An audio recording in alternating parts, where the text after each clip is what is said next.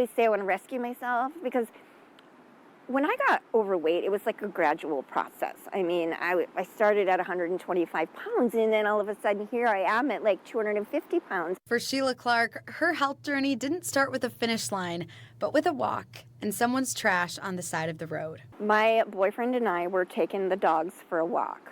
And you know that time of the year when everyone puts stuff out on their curb for whoever can take it and get it off their hands, or else the city comes and takes it?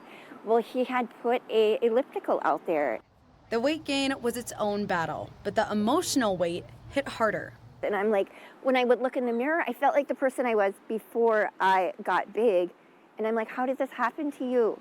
You know, and so every time you look in the mirror, you're like, how did this happen to you? What did you do? Where did you go wrong? Blah, blah, blah. It's a bunch of negative self-talk. I was fighting myself on it because I knew it was going to be a lot. But Sheila was up for the challenge and even registered for the Grandma's 5K race. How did it feel when you got a spot in the 5K? Because that's a big deal. Oh my gosh, it's so close. I can't believe it. Yeah. So I was like, wow.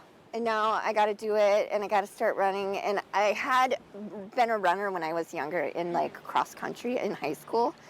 But I mean, that's a long time ago. I'm 50 years old. High school is a long time ago. And so I started doing my training. And she got creative, putting in the work and even turning one of her go-to habits into a productive form of exercise. And then I realized, you know what, this is impeding my binge watching here. So I just started binge watching while I was on my elliptical. It was really the only way I could tell myself to stay on it for 45 minutes to an hour. But still, she says she couldn't have done it without her personal cheerleaders, including her grandson Brian and her boyfriend. Seriously, Rick has always been my biggest champion. I was drenched in sweat and just feeling gross, but he kept saying, you know what, this is hard work. This is for the cause. This is you doing it. But to get herself across that personal finish line, she realized the strongest support needed to come from within. You have to dramatically change your relationship with yourself if you're going to make big life changes.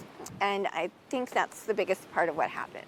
And as a member of the Oneida tribe, her experience lit a fire inside her to help others. Having access to resources matters, whether it be weight loss or medicine or access to health care, you know, anything, housing. I mean, those are barriers if you don't have them. Sometimes one choice can change your life.